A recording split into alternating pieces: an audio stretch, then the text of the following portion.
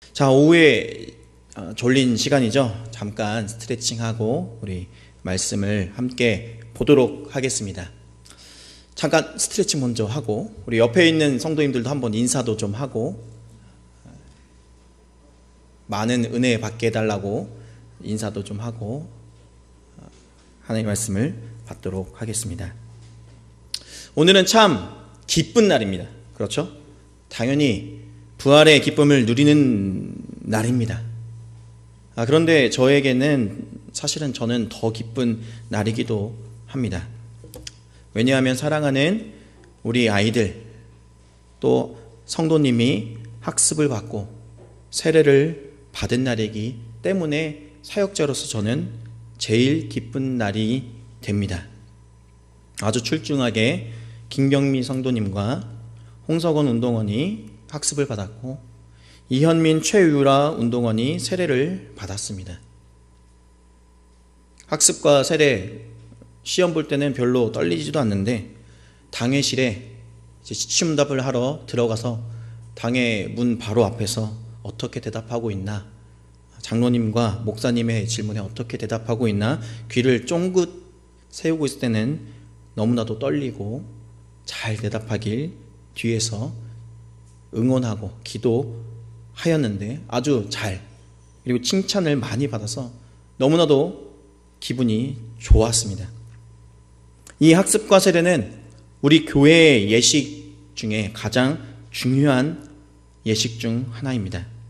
인생에 단 한 번 받는 중대한 예식입니다.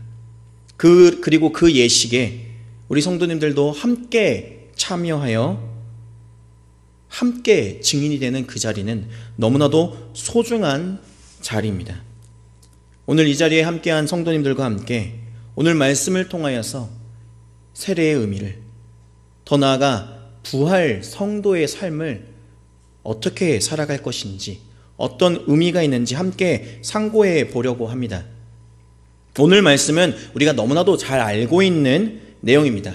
제가 15절까지 나누어서 우리가 함께 봉독했지만 사실 요한복음 3장 16절 하나님이 세상을 이처럼 사랑하사 독생자를 주셨으니 이는 그를 믿는 자마다 멸망치 않고 영생을 얻게 하려 하심이라 라고 하는 말씀이 등장하는, 그 말씀이 등장하는 본문입니다. 그리고 이 본문 속에서는 두 명의 인물이 나타나 대화를 하고 있습니다. 다른 사람 등장하지 않습니다. 아주 어두운 밤중에 예수님에게 몰래 찾아온 니고데모, 이 니고데모와 예수님과의 대화가 기록되어져 있는 것입니다. 놀랍게도 요한복음 3장 1절부터 21절까지 니고데모와 예수님과 딱 두 명의 대화가 아주 상세하게, 아주 자세하게 기록하고 있습니다. 니고데모는 어떤 사람입니까? 니고데모는 바리새인이고 유대인의 지도자라고 하였습니다. 그런 사람이 무엇이 부족하다고 해서 나사렛에 무슨 선한 것이 나겠느냐 할 정도로 무시받던 나사렛의 예수님을 그 니고데모가, 바리새인이요 또 유대인의 지도자라고 하는 그 니고데모가 무엇이 부족하다고 나사렛 예수님에게 찾아온단 말입니까? 그 니고데모에게도 해소되지 않는, 풀리지 않는, 채워지지 않는 문제가 있었습니다. 그것은 바로 하나님의 나라에 대한 끝없는 질문, 끝없는 궁금증, 끝없는 갈망이었던 것 같습니다. 니고데모의 이 질문 앞에 예수님은 많은 가르침을 주십니다. 그러나 그 핵심은 딱 두 문장입니다. 우리 3절 말씀 다시 한번 합독해 보도록 하겠습니다. 성경 말씀 딱 펴서 우리 3절 말씀 다시 한번 합독하도록 하겠습니다. 준비 시작. 예수께서 대답하여 이르시되 진실로 진실로 내게 이르노니 사람이 거듭나지 아니하면 하나님의 나라를 볼 수 없느니라. 아멘이라고 하였습니다. 3장에 나와 있는 이 예수님의 대답 속에서 두 가지를 찾아낼 수 있습니다. 첫 번째로 사람은 거듭나야 하는 존재다. 첫 번째로 사람은 거듭나야 하는 존재이다.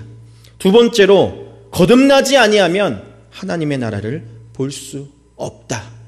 이 두 가지를 우리는 이 한 문장 속에서 찾아낼 수 있습니다.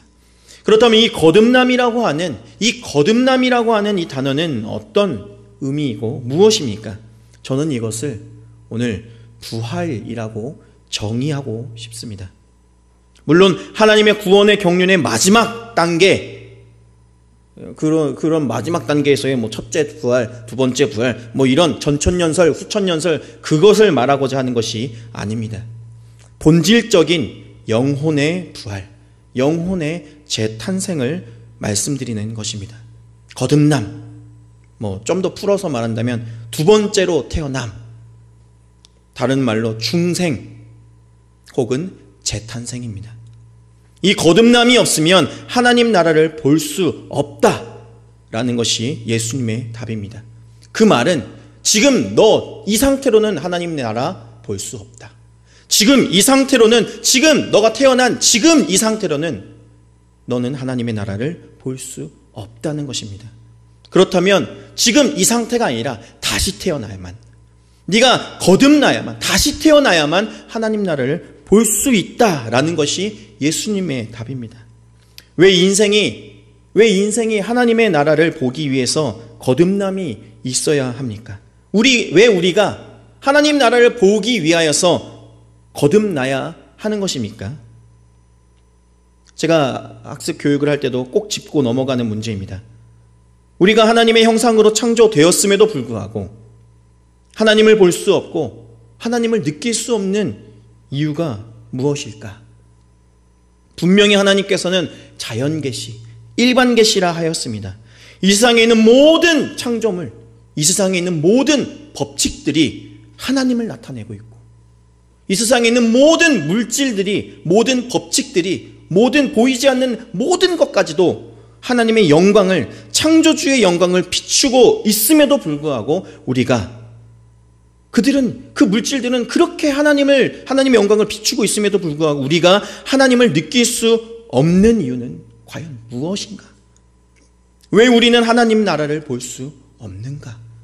왜 우리는 거듭나지 않으면 하나님 나라를 느낄 수 없는 것인가? 그 이유는 우리가 모두 죽어있는 인생이기 때문입니다.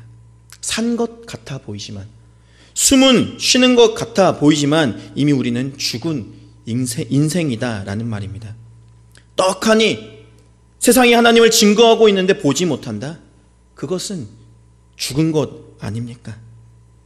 떡하니 세상에 있는 모든 만물이 하나님을 나타내고 있는데 그것을 느끼지 못한다? 그것을 보지 못하고, 그것을 알지 못하고, 그것을 느끼지 못한다? 그것은 죽어 있는 것입니다. 모든 감각을 잃은 것입니다. 하나님을 느낄 수 있는 모든 감각이 상실된 상태, 그것은 우린 죽어 있는 상태다 라고 말합니다.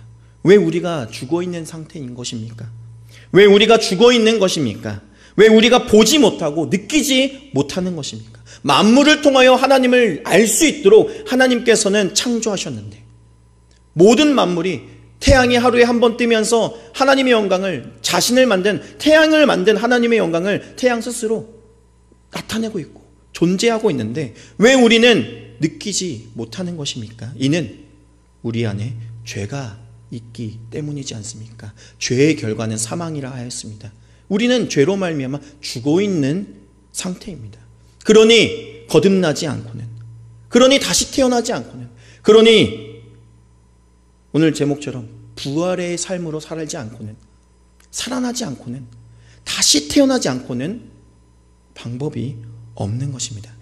성도 여러분, 우리는 이 죄의 문제로 기존의 죄의 상태, 죄인의 상태, 죽어있는 상태에서 하나님을 알거나 하나님을 느낄 수 없습니다. 공부를 열심히 한다든지, 노력을 한다든지, 그런 방법으로 하나님을 느낄 수 없습니다. 그래서 예수님께서 내가 지금 죽어있지 않느냐? 네가 하나님의 나라를 보고 싶은데 네가 볼 수 없는 이유는 네가 이미 죽어있는 상태이지 않느냐? 네가 죽어서 보지 못하는 것 아니냐? 라고 대답하신 것 아니겠습니까? 하나님의 아들을 지금 네가 만나고 있는, 아니 만물들, 창조물들 말하지 말고 네가 지금 나와 대화하고 있는 나를 보고 있음에도 너가 하나님의 아들이라 말하지 못하고 있으니, 내가 하나님의 아들로 왔는데 너가 나를 하나님의 아들로 보지 못하고 있으니 죽어 있는 것 아니냐. 너 앞에 율법이 증거했던, 율법이 예언하였던 하나님의 아들이, 메시아가 네 눈앞에 떡하니 있는데도 보지 못하는 넌 이미 죽어 있는 것이다. 나를 못 보고 있지 않느냐. 내가 그리스도로 왔음에도 그리스도임을 깨닫지 못하고 있는 너 니고데모, 너는 지금 죽어 있는 것과 같지 않느냐. 그래서 뒤에 보면은 예수님께서 니고데모를 혼냅니다. 20절에 너는 이스라엘의 선생으로서 이러한 것들을 알지 못하느냐. 저에게 이 말씀은 너는 이스라엘의 선생으로서 어찌 나를 못 알아보느냐, 이렇게 느껴집니다. 그러니 지금 이 상태로는, 이 죽어있는 상태로는 희망이 없고 방법이 없으니 예수님께서는 말씀하신 것이지요. 거듭나야 한다. 아예 다시 태어나야 한다.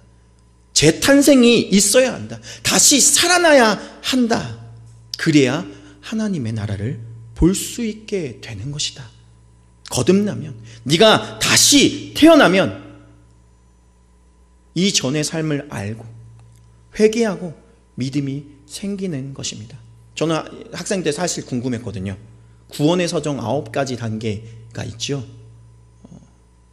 소명, 부르심, 콜링, 소명, 거듭남, 회개, 믿음, 칭의, 양자, 성화, 견인, 영화. 여기서 저는 궁금했던 게 이겁니다.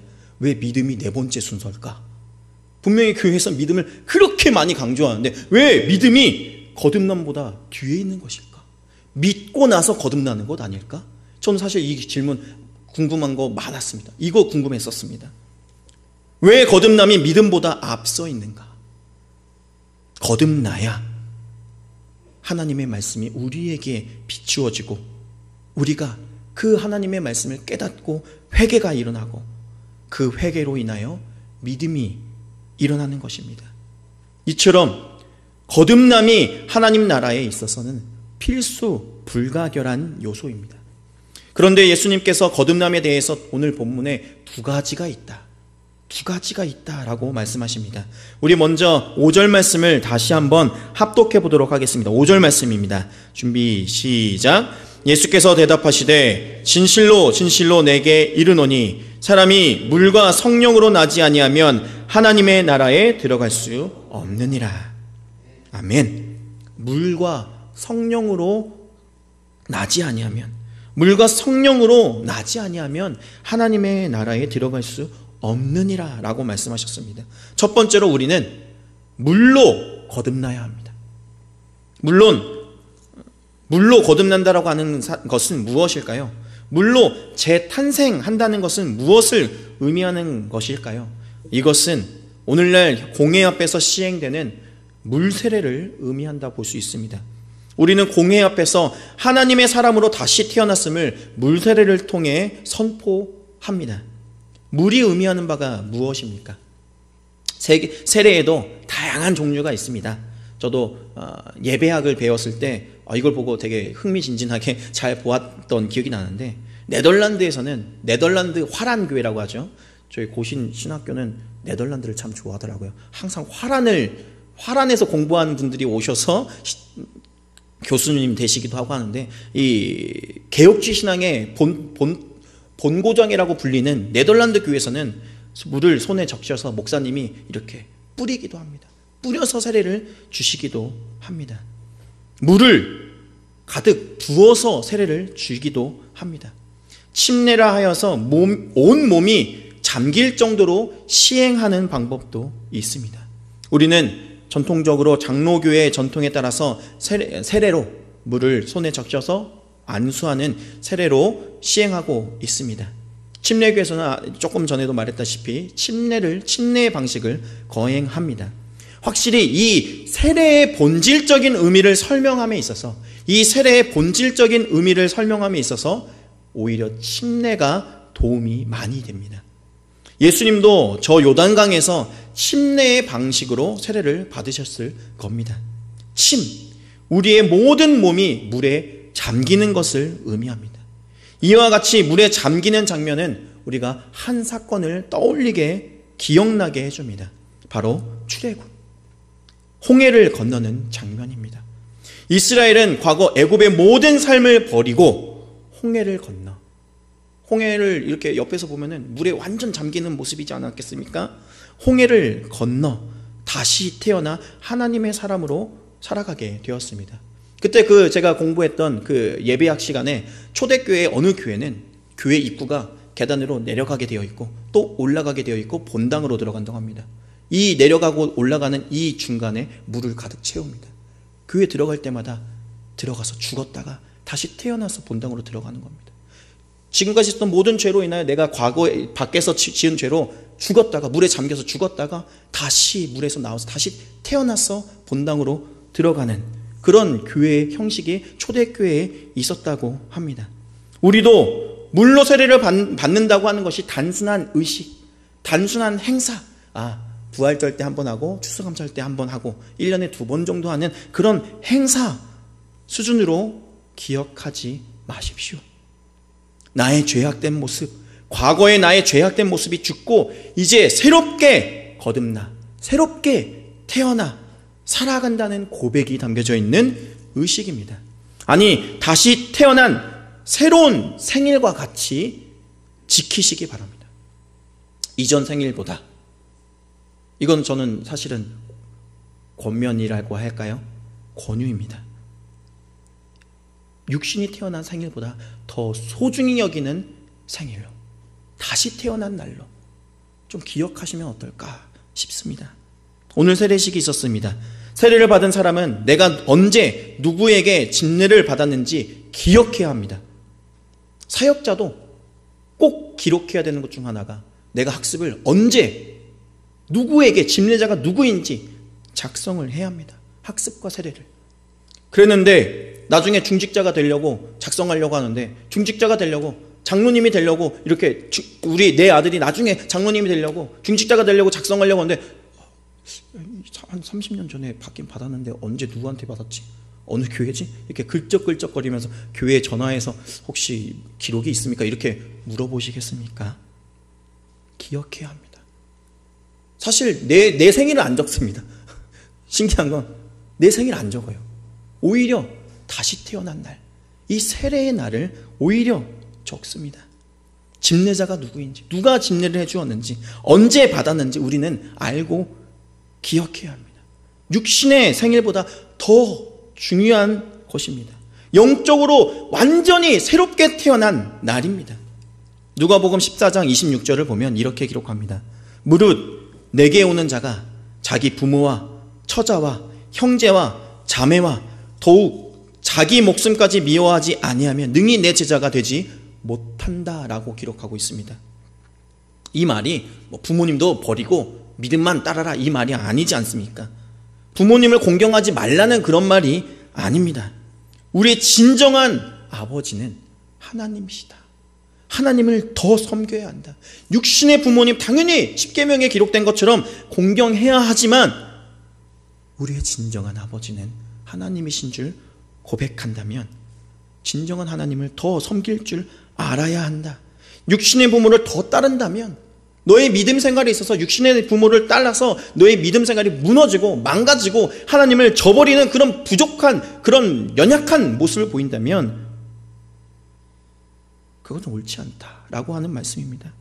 몇 년 전부터 요게베 씨의 노래라고 하는 노래가 참 많이 불렸습니다. 너무 감동스럽고 멜로디도 참 좋습니다. 그런데 저에게 어느 부분이 귀에 박히는지 아십니까? 제 생각엔 저뿐만 아니라 그 노래를 한 번이라도 들어봤다면 모두가 공감할 것 같습니다. 그 가사는 너의 삶의 참 주인, 너의 참 부모이신 하나님 그 손에 너의 삶을 맡긴다라고 고백하는 가사입니다. 너무 아름답지 않습니까? 이 노래를 부른다고 가정하고 있는 사람이 누구입니까? 요게벳입니다. 모세의 엄마가, 모세의 어머니가 내가 참 엄마가 아니라, 내가 참 부모가 아니라 하나님이 참 부모이다. 그 손에 너를 맡긴다. 내가 너를 주장하고 내가 엄마로서, 내가 부모로서 너의 삶을 주장하는 것이 아니라 너를 하나님의 자녀로 만드는 것이 나의 사명이다 라고 하는 것이 이 찬양의 저는 중심 내용이다라고 봅니다. 그렇습니다. 우리가 하나님을 나의 아버지다 라고 부르면서도 우리 아이들을 대할 때 하나님이 아닌 내 아들, 내 아이, 내 자녀로 키우시지는 않으셨습니까? 그런데 이 요게벳의 노래처럼 우리가 추구해야 할 것은 내 아이가 아니라 하나님의 아이로 양육할 책임이 있습니다. 하나님의 자녀로 키우는 책임이 우리에게 있습니다. 왜요? 이 책임 안 질 것 같으면 유아세례 하면 안 되겠지요. 우리가 유아세례를 하면서 부모님이 고백합니다. 이 아이를 믿음의 자녀로, 하나님의 언약의 자녀로 키울 것을 선포합니다. 아니, 선서합니다. 그러니 내 아이가 육신의 어머니인 나보다, 육신의 아비인 나보다 하나님을 더 섬기도록, 때로는 부모로서 자녀에게 미운 모습 보일지라도, 때로는 강압적인 모습을 보일지라도 하나님께로 인도하는데 우리는 힘써야 합니다. 육신적인 생일보다 다시 태어나 하나님을 고백하는, 장성하여 성장하여 하나님을 고백하는 이 물세례의 시간이 훨씬 중요한 것입니다. 우리 좋은 교회는 이 물세례의 시간을 어떻게 취급하고 있습니까? 쉽게 주는 것이 좋습니까? 은혜니까 쉽게 주는 것이 좋습니까? 제가 세례 십시문답을 하는 친구들을 기다리며 밖에 기다리고 있는데 어제도 장지수 목사님을 기다리면서 제가 사실은 부럽다고 말했습니다. 목사님, 저는 사실 저 안에서 십시문답을 하고 있는 친구들이 부럽습니다. 전 큰 교회, 대형 교회에서 신앙생활을 하고 여기 왔었습니다. 십시문답 하면요 30명, 50명이 시험 봅니다. 교회가 너무 커서 한 번에 학습받는 운동원이 20명, 30명, 많으면 더 많겠죠. 학생만, 그리고 그 다음 주에는 또 어른 학습세례 십시문답 또 합니다. 그 말은 2주 해가지고 합하면 어마어마하겠지요. 담임 목사님이랑 대화 못합니다. 저 학습세례 시초문답 했을 때 부목사님, 장로님도 안 계시고 부목사님 한 분에게만 딱 시초문답 하는 장면을 하는 것을 저는 경험했는데, 여기 있는 친구들은 딱 2명, 3명 아니면 1명 담임 목사님과 장로님께 시초문답 하는 장면을 보면 너무 부럽습니다. 목사님께서 한 명 한 명 이름을 알고, 이 아이의 상태를 알고, 부모님을 알고 질문하는 것, 알고 한 명 한 명 피와 살이 되는 가르침, 말씀, 하나님의 말씀을 전해주시는 그 모습이 밖에서 들었을 때 나는 저렇게 못했는데 참 부러웠습니다. 제가 신대원을 다닐 때 교회 교육을 가르치는 담당하는 교수님의 책이 있습니다. 제목은 문턱이었던 것 같습니다. 문턱이란 책입니다. 부제목으로 교회의 당의 문턱은 낮추고 교회의 문턱은 높여라. 그 차이, 교회의 당의 문턱은 낮추고 들어올 수 있게 하고, 세례를 받아 성도가 되는 교회의 문턱은 높여라 라고 하는 그런 책입니다. 교회의 일원이 되는 이 물세례의 과정, 우리는 그렇게 쉽게 주어서는 안 됩니다. 그리고 그 예식 가운데 진심으로 축하하고 하나됨을 격려해 주어야 합니다. 우리 좋은 교회도 물로 세례를 주는 사건의 중요성을 우리도 깨닫고 알고 함께 참여하며 함께 증인이 되시는 성도님들 되시길 소원하겠습니다. 물세례가 거듭남의 한 가지라면 또 다른 거듭남을 본문에서 기록하고 있습니다. 그것은 바로 성령으로 나는 것입니다. 우리 다시 한번 5절 말씀 합독해 보도록 하겠습니다. 5절입니다. 준비 시작. 예수께서 대답하시되 진실로 내게 이르노니 사람이 물과 성령으로 나지 아니하면 하나님의 나라에 들어갈 수 없느니라. 아멘. 물과 성령으로 나야 한다. 물세례가 나의 신앙의 고백과 성도들 앞에서의 공표가 되겠다면 그 이전에 필수적으로 있어야 할 것이 바로 성령 세례입니다. 성령으로 다시 태어나는 것입니다. 예수 그리스도가 믿어지는 것을 말합니다. 내 안에 성령이 임재하셔서 예수 그리스도가 믿어지는 그것이 바로 성령 세례입니다. 전제 조건은 성령이 임재하셔야 한다는 것, 그것이 바로 전제 조건입니다. 내가 믿으려고 하는 것이 아니라 성령께서 오셔서 택한 백성으로 불러주셔야만 우리는 성령 세례를 받아 거듭날 수 있습니다. 그러니 주된 역사는 내가 아니라 성령님입니다. 성령님께 주도권이 있습니다. 내가 믿는다가 아니라 성령이 믿게 하신다입니다. 성령이 나에게 임하여 내가 이제 성령의 사람으로 다시 태어나야만 하나님을 알게 되고 나를 알게 되고 회개하고 믿음이 생기는 구원의 반열에 우리가 동참하게 되는 것입니다.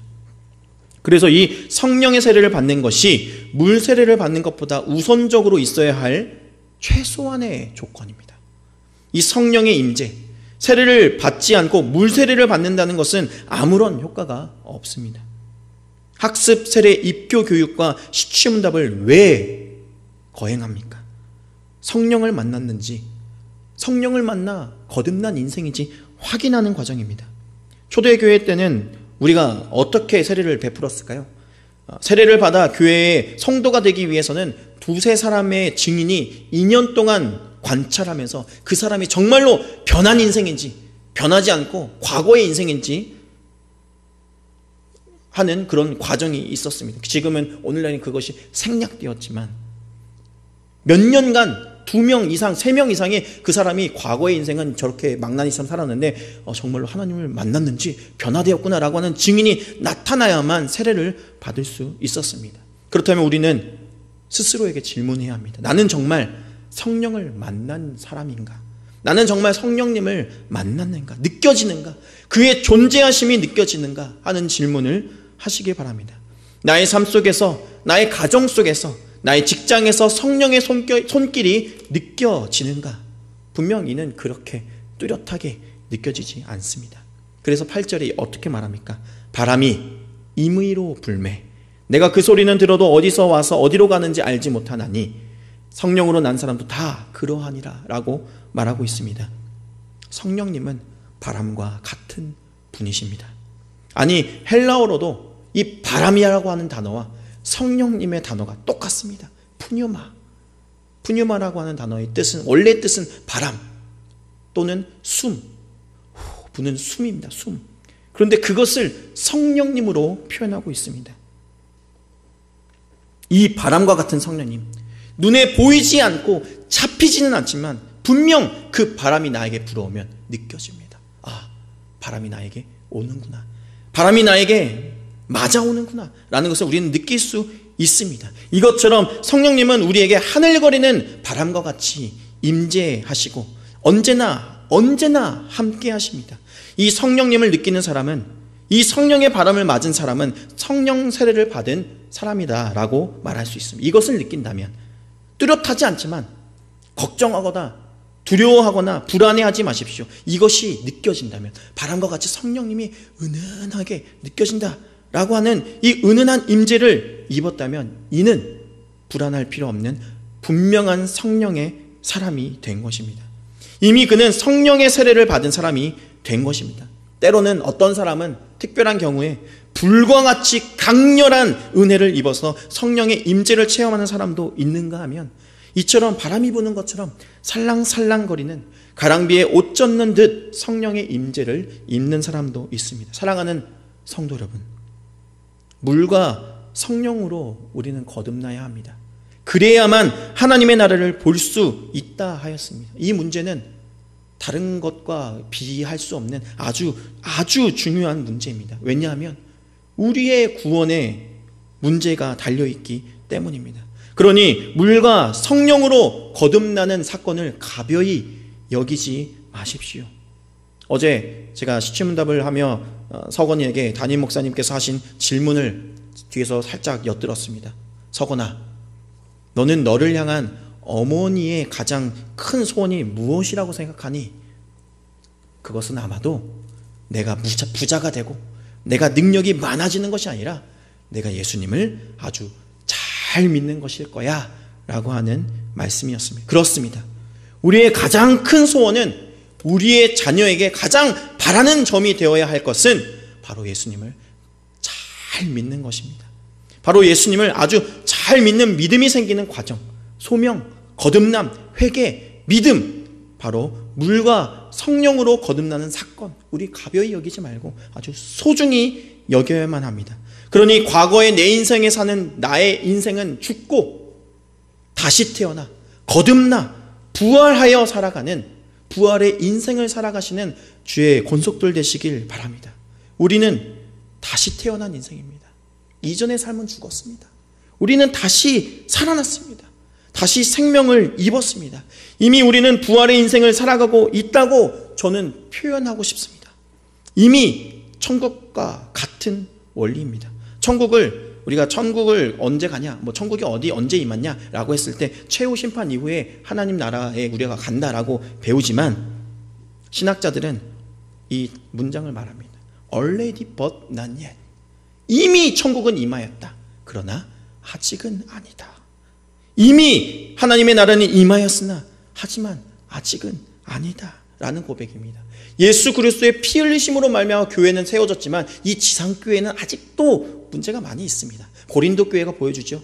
때로는 사람과의 관계 때문에 마음이 상하기도 하고 교회를 옮기게 되는 그런 모습도 나타나지만 그럼에도 불구하고 이 지상교회가 앞으로 있을 저 천국의 하늘교회로 나아갈 때 그때는 완벽한 하나님의 나라가 이루어질 것입니다. 이미 하나님 나라는 이 교회를 통하여 진행되고 있지만 아직은 아니다.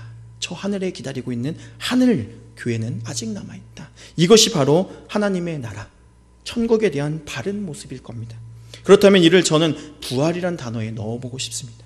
우리는 이미 거듭났습니다. 우리는 이미 다시 태어났습니다.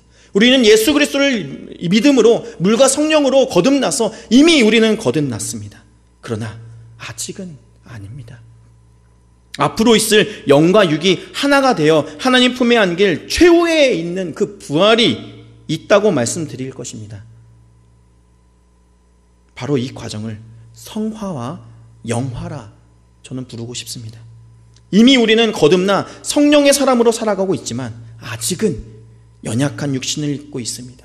끊임없이 유혹과 싸우며 살아가는 단계, 성화의 단계에 우리는 살아가고 있습니다. 그러나 앞으로 우리는 영화의 단계로 올라갈 것입니다. 연약함이 없는 온전한 상태, 하나님과 언제나 화목하게 지낼 수 있는 최상의 상태, 그 상태가 반드시 될 것입니다. 그렇다고 앞에 예수님의 재림하여 오실 영화만을, 그 최후 부활만을 생각하시지 마십시오. 지금도 우리는 부활인의 삶을 살아가야 합니다. 지금도 우리는 완벽해지려고 노력하고 거룩한 삶을 살도록 노력해야 합니다. 앞으로 거룩해질 거야. 앞으로 우리는 최후 끝에는 영화로워질 거야. 앞에 있는 그것만 바라보지 말고 지금도 그렇게 살아야 할 성화인입니다. 지금도 우리는 거듭나 살아야 하는 그리스도인입니다. 우리 오늘 본문 14절 말씀 우리 마지막으로 합독해 봅시다. 우리 14절 말씀입니다. 14절 말씀 준비 시작. 모세가 광야에서 뱀을 든 것 같이 인자도 들려야 하리니. 아멘. 예수님이 노뱀과 같이 들려서 그 노뱀을 예수님을 믿는 자마다 멸망치 않고 살게 해주는 그런 사건이 있었습니다. 이미 우리는 노뱀을 보았습니다. 이미 우리는 거듭나서 예수님을 보았고 예수님을 영접하였습니다. 이미 우리는 나음을 입었습니다. 이미 우리는 거듭났습니다. 그런데 어찌 노뱀을 보기 전의 상태로 우리가 돌아가겠습니까? 다시 죽음의 상태로 우리가 어찌 돌아가겠습니까? 우리는 다시 살게 되었는데, 우리 부활하여서 다시 거듭나서 이제 새로운 삶을 살게 되었는데, 이제 하나님과 함께하는 인생을 살 수 있게 되었는데 어찌 우리가 과거의 모습으로 불뱀에 물려 죽으려고 하는 모습으로 우리가 어찌 돌아가겠습니까? 예수님을 보았음에도 어찌 안 봤을 모습으로 우리가 돌아가겠습니까? 예수님을 믿어 부활의 삶을 살게 되었다면 이제 과거에 불뱀에 물려 죽게 되는 상태로 돌아가지 마십시오. 이는 죽음의 삶입니다. 이는 사망의 삶입니다. 이는 죄악의 삶입니다. 우리 사랑하는 이 자리에 함께 하시는 성도 여러분, 부활의 사건을 너무 먼 미래로 생각하지 마십시오. 내가 죽어서 예수님이 재림하는 그날 정도는 돼야 부활이 있을 거야. 예수님이 재림하면 어디까지 실감하면 느끼고 있는지 모르겠지만 내 생에 예수님이 오실 거야 라고 소망하는 마라나타 주 예수여 어서 오시옵소서 라고 생각하시는 분도 있을 것이고, 내가 죽어서 기다리고 있는 동안 예수님 오실 수도 있겠다, 이렇게 생각하시는 분도 있을 것입니다. 하여간 부활의 사건을 그렇게 먼 미래로 보지 마십시오. 우리는 이미 부활의 사건에 참여하였고, 이미 우리는 예수님을 만나 새로 태어난 부활의 인생을 살아가는 사람입니다. 우리는 이미 물과 성령으로 다시 태어난, 이미 거듭난 부활한 사람입니다. 과거에 난 죽었습니다. 새로운 그리스도인의 삶으로 살아갈 일만 남았습니다. 그러니 뒤는 더 돌아보지 말고 앞으로만 한 발짝 한 발짝 걸어 나아가시기 바랍니다. 제가 요즘에 꽉 붙잡는 말씀이 있습니다. 아가서 2장 13절 말씀입니다. 무화과 나무에는 푸른 열매가 익었고 포도나무는 꽃을 피워 향기를 토하는구나. 나의 사랑, 나의 어여쁜 자야, 일어나서 함께 가자. 성도 여러분, 하나님께서 우리에게 약속하신 푸른 열매가 익어가고 있고 포도나무의 꽃이 피어나고 있고 그 꽃에서 향기를 토해내고 있습니다. 그러니 나의 사랑, 나의 어여쁜 자야, 일어나서 우리 함께 가자. 우리 함께 일어나서 함께 나아갑시다. 과거의 삶, 불뱀에 물려서 죽게 되는 그런 인생으로 살아가지 말고 노뱀을 본 삶으로, 노뱀을 보고 부활한 사람으로, 노뱀을 보고 치유함을 입은 사람으로 살아가시는 이 자리에 함께 하시는 모든 주의 권속들 되시길 바라겠습니다. 우리 함께 성령이 오셨네, 우리 먼저 찬양하도록 하겠습니다. 우리가 오늘로 부활절이 이제 지나갑니다. 저는 이 사순절의 시간보다 사실은 지금이 더 중요하다, 앞으로가 더 중요하다. 왜? 예수님이 40일 동안 우리와 함께 하셨고 오순절에 나보다 더 뛰어난 다른 보혜사를 너희에게 주겠다라고 약속하셨습니다. 이제 사순절의 시간이 예수님의 고난을 생각하는 시간이라고 한다면 지금부터의 시간은 성령님을 고대해야 하는, 성령님을 기대하고 기다려야 하는 시간인 줄 압니다. 우리 성령이 오셨네, 우리 찬양하고 기도하도록 하겠습니다. 허무한 시절 지날 때, 허무한 시절 지날 때, 깊은 한숨 내쉴 때, 그런 풍경 보시며 단식하는 분 있네. 고와 같이 너희를 버려두지 않으리. 내가 너희와 영원히 함께. 성령이 오셨네, 영이 오셨네, 성령이 오셨네. 내 주에 보내신 성령이 오셨네. 우리 인생 가운데 친히 찾아오셔서 그 나라 꿈꾸게 하시네. 억눌린 자 갇힌 자, 억눌린 자 갇힌 자, 자유함이 없는 자, 피난처가 되시는 성령님 계시네. 주의 영이 계신 곳에 참 자유가 있다네. 진리의 영이신 성령이 오셨네, 성령이 오셨네, 성령이 오셨네.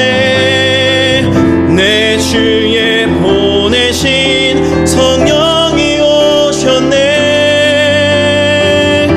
우리 인생 가운데 친히 찾아오셔서 그 나라 꿈꾸게 하시네. 우리 함께 기도하도록 하겠습니다. 우리는 물과 성령으로 거듭난 하나님의 백성들입니다. 우리는 거듭난 사람으로, 거듭난 인생으로 살아가야 할 책임이 있습니다. 그리고 우리에게 함께 하시는 성령님은 친히 우리 인생 가운데 친히 찾아오셔서 그 나라를 꿈꾸게 할 것입니다. 영원한 부활, 부족함이 없는 부활, 하나님과 영생토록 화목하게 지낼 수 있는 최후의 부활을 약속하셨습니다. 우리 이 시간에 함께 기도하면서 하나님의 은혜를 생각하면서 거듭남의 은혜를 생각하면서 하나님의 백성으로 살 수 있게 달라고 우리 함께 소망하며 함께 하나님께 구하도록 하겠습니다. 기도하겠습니다. 하나님 아버지 감사합니다. 성령님이시여 우리와 함께하여 주셔서 우리가 이제는 물과 성령으로 새롭게 거듭나서 이제는 하나님의 나라를 유업으로 받는 그리스도인들이 되길 소원합니다. 이제는 하나님의 백성으로 살아가길 원합니다. 이전까지는 세상의 사람으로 살아갔다면 이제부터는 하나님의 백성으로 살아가길 원합니다. 이미 우리는 하나님의 백성이고 이미 우리는 부활의 삶을 살아가고 있고 이미 우리는 다시 태어난 거듭난 인생을 살아가고 있습니다. 주님, 우리의 삶을, 우리의 인생을 주장하여 주시고 이 부활의 사건을 이제는 먼 미래가 아니라 내 앞에 내 문제로, 지금 내가 경험하고 있는 문제로 우리가 갖게 하여 주옵소서. 이제 이전에 있었던 나의 삶을 돌아가지 않게 하여 주옵소서. 불뱀에 물려 죽게 되는 인생으로 돌아가지 않게 하여 주옵소서. 하나님을 보고도 하나님이라 말하지 못하는 그런 죽어있는 인생으로 돌아가지 않게 하여 주옵소서.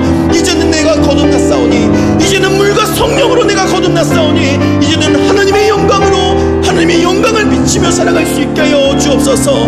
아버지 도와주옵소서. 우리의 삶을 주장하여 주시옵소서. 성령이시여 우리와 함께하여 주옵소서. 우리에게 성령의 강권적인 바람이 불어오게 하여 주옵소서. 성령의 바람으로 우리가 새롭게 되어지는 그런 주의 백성들이 되길 소원합니다. 주여 우리와 함께하여 주옵소서. 아버지 감사합니다. 주여.